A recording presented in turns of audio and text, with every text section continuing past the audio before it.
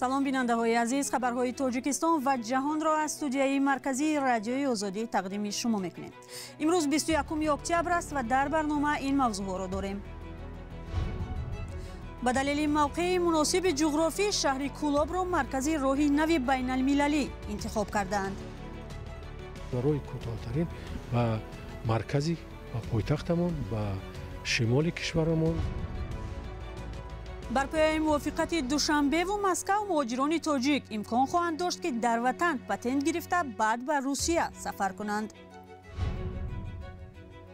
و در دوشنبه رادیوی نوی به پخش برنامه‌هایش شروع کرد که از حیات دانشجویان خبر می‌دهد. اساساً محتوای برنامه‌های ما حیات دانشگاه ملی تاجیکستان، پیشروی‌ها، رشد، تعلیم، تربیت. عبدالستار پیرمحمدزاده روزنامه‌نگار بازداشت شده در نامه بر رسانه‌ها و فرزندانش گفته است در نتیجه شکنجه سخت جسمانی و روانی مجبور شد گناه‌هایی را که نکرده است به گردن بگیرد. مرا آنقدر زدند و کوفتند و به برق ماندند که می‌خواستم بمیرم، نوشته است او در این نامه. نسخه آن روز 19 اکتبر دسترسی رادیوی آزادی شد. پارچه‌های از این نامه در سامانه ما هم نشر شده است. حالا همکارم میرزانبی خالقزاد که این موضوع را پیگیری کرده است با ما در استودیو قرار دارند. میرزانبی، پیش از همه بگوید که چی خیلی معین شده است که این نامه عبدالستار پیرمحمدزاده است؟ سلام زرنگیز، سلام بینندگان گرامی. این مکتوب دستنویس است، یعنی چاپی نیست و آن با دستنویس های دیگری پیرمحمدزاده مقایسه کرده شد و خلاصه این بود که نامه را او نوشته است. ثانیاً شخص نزدیک به تفتیشات که به پیرمحمدزاده دسترسی داشته آن را به ما رسانید، نیز این را تصدیق می‌کند و البته یک تحقیق خطشناسی در کار است که این را ثابت کند. ولی سبک نامه نیز گواهی می‌دهد که مؤلف آن روزنامه‌نگار پیرمحمدزاده است. خب چی او را وادار کرده است که چنین نامه نویسد و خواستار رسانه‌ای شدن آن گردد؟ ببینید، مقصد پیرمحمدزاده طور خودش می نویسد این است اگر خبر داده می شود و گویا به جرمش اقرار کرده است آدمان باور نکنند، چون که اقرار او زیر شکنجه و فشار سختی چه جسمانی و چه روانی به دست مفتشان رسیده است و میگه اگر لطکوب کردن به بدنش برق گذاشتن، تهدید به همسر و نزدیکانش کردن و این حال 10 روز دوام کرد و نهایتاً وی راضی شد متن تهیه کرده این مفتشان را در ویدیو قرائت کند. در ضمن چنین ویدیو هم حالا پخش نشده است. خب طوری معلوم پیرمحمدزاده در همکاری با سازمان‌های ممنوع، یعنی بندی مشهوری 307 ضمیمه 3 قسم 2 گمان بر می شود. پس اقرار از چی عبارت است؟ عبدالستار خبرنگار زندانی در نامش می نویسد بعد این همه فشار در زیر دوربین کامera متن نوشته کارمندان ریاست مبارزه با جنایت‌های سازمان یافته وزارت کارهای داخلی را درباره آنکه گویا با رهبری مخالفان محمدین کبیری در رابطه بودم و در تاجیکستان انقلاب آماده می کرده باشیم زیر فشار جسمانی خواندم. وی گفته است مقامات وزارت کارهای داخلی او را به ناراضی از سیاست پیش گرفته حکومت، احساسات هنگام برنامه‌ها، جانبداری از عقیده سازمان‌های ممنوع، دوستی با دلیر امامعلی و عبدالله غربتی، چند شرح و لایک و نسخه شعر همین است انقلاب سیاستشناس عبدالله رهنما که زیر آن لایک گذاشته است ایبدار می‌کنند که او اینها را قبول ندارد. در همین شعر عبدالله رهنما برای نمونه بیتی است: نهضت ما بود یک نهضت سازندگی، مذهبی ما بود پرهیز از پرکندگی. مفتشان همین کلمه نهضت را در همین شعر به حزب ممنوع نهضت اسلامی ربط دادند، ولی تشخیص رسمی اتفاق نویسندگان این را رد کرده است. اما اتهام ضد پیرمحمدزاده همچنان باقی است. کلاً و همین پرونده را خودش بافته و ساخته می‌نامد. حالا محاکمه پرونده پیرمحمدزاده و خبرنگاری دیگر ذوق‌بک سید امینی پس درهای بسته جریان دارد. انتظاری ها چی است میرزانبی؟ تجربه پرونده های 3 روزنامه‌نگار: دلیر امامعلی که به 10 سال زندان محکوم شد، عبدالله غربتی به 7.5 سال و محمد سلطان به 7 سال محبس بسیاری ها را ناامید کرده است که محاکمه پوشیده پیرمحمدزاده و سید امینی با حکم سفید کننده به پایان رساند. این است. تشکر. همکارم میرزانبی خالقزاد بود با آخرین تحولات در پرونده های روزنامه‌نگاران بازداشت شده تاجیک. سلام، اگر خط و خبر می‌خواهید ما داریم. نوید بامدادی، سرخط خبرها، اخبار تاجیکستان و جهان، گزارش‌ها و تحلیل‌ها. چی می‌گذرد و چرا؟ دانستن فهمیدن است. ضمیمه یا اپ ما را بگیرید. نخستین قطار بارکش تاجیکستان به سمت ترکیه به راه برآمد و آن توسط ازبکستان، ترکمنستان و ایران به این کشور خواهد رسید. طرح آزمایشی این راه بین المللی اخیراً در تاجیکستان در حضور نمایندگان از چند کشور معرفی شد. شهر کولاب مرکزی حمل و نقل طریقی راه آهن انتخاب شده است. درباره این راه بین المللی محمود جان رحمتزاده از کولاب گزارش می‌دهد. اینجا مرکزی حمل و نقل شهر کولاب طریق راه آهن است. مساحتش 7 هکتار را تشکیل می‌دهد.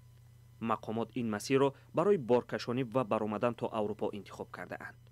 قرار است تا این مسیر بار از خطای طریق راه کولمخاروق، قلعه خم به کولاب رسد. از اینجا تاجران می توانند با راه آهن محصولات خود را تا اروپا صادرات کنند. وزیر نقلیات تاجیکستان این مسیر را به نمایندگان خیتای، ازبکستان، ترکمنستان، ایران و ترکیه معرفی دارد.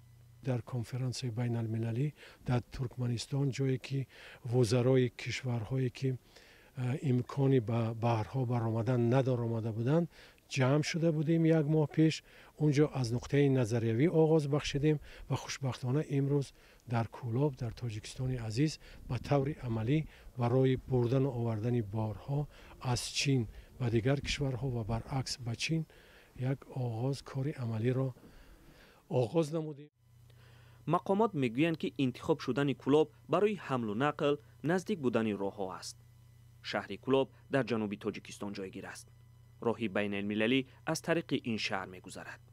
از پایتخت تاجیکستان در 300 کیلومتری قرار دارد. تاریخ نگاران هم میگویند در گذشته راهی ابریشم طریق این شهر می‌گذشت.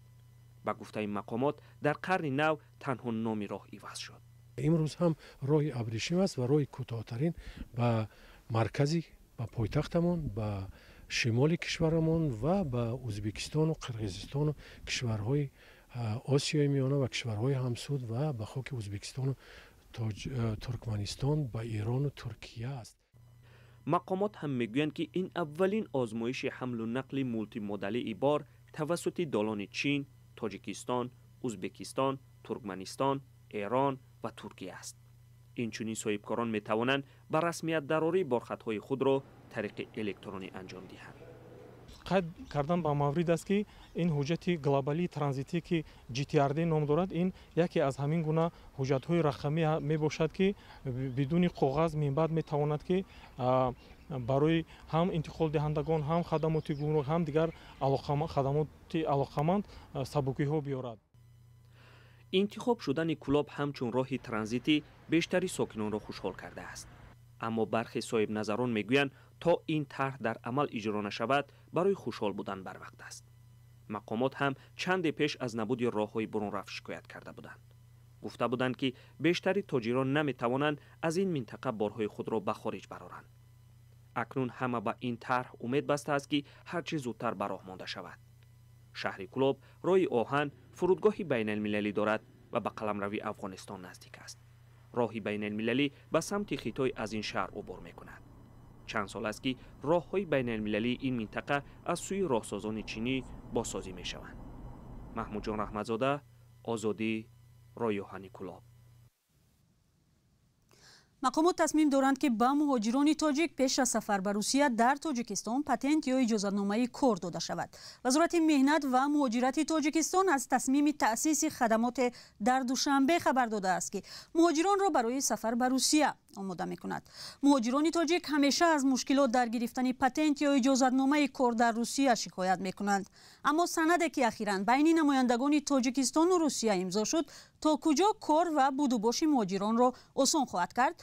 گزارش همکاران ما امیر ایسایف و اسکندر فیروز در این باره است.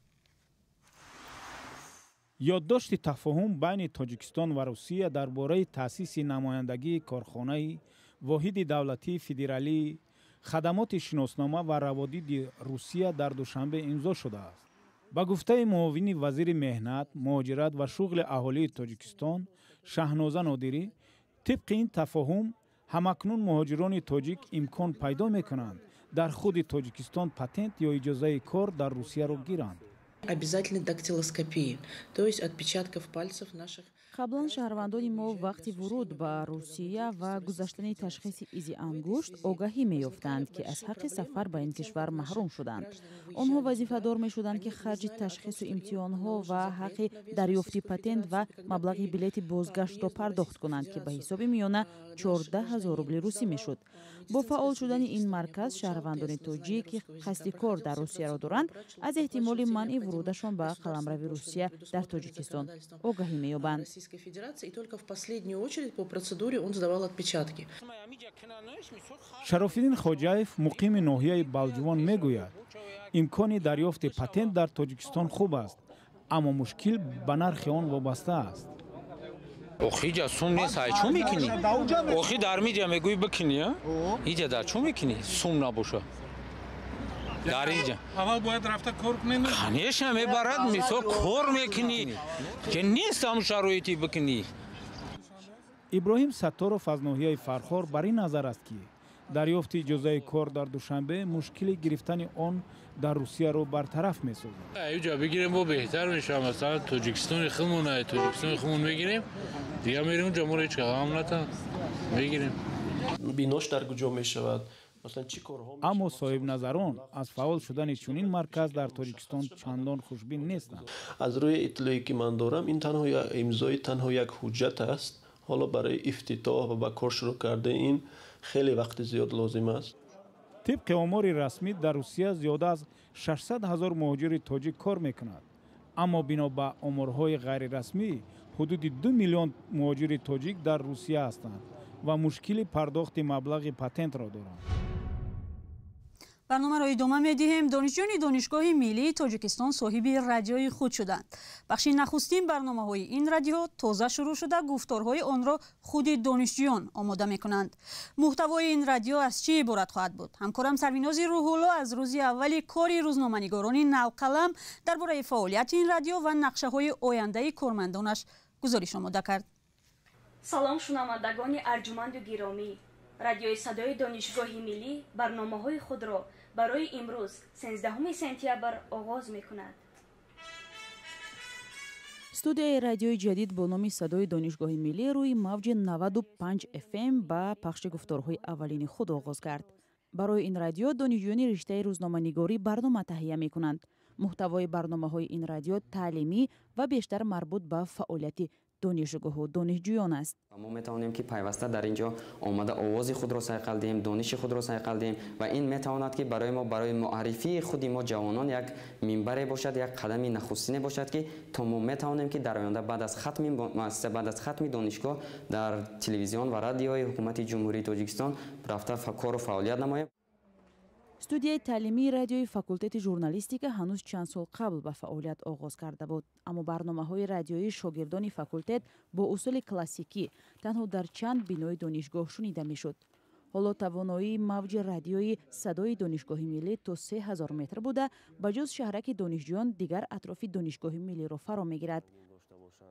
масъулини донишгоҳ фаъол шудани радиои садои донишгоҳи миллиро ҷузъе аз фазои иттилоотӣ дар кишвар медонанд. агар ин барномаҳо сифатан хуб гарданд, муҳтавои бою рангин дошта бошанд, метавонад ки албатта аудиторияи худро ҷалб созад. аммо ҳанӯз мо дар оғоз қарор дорем. садои донишгоҳи миллӣ рӯзона то 1 соат барномаҳои таълимии донишҷӯёни риштаи журналистикаро пахш мекунад.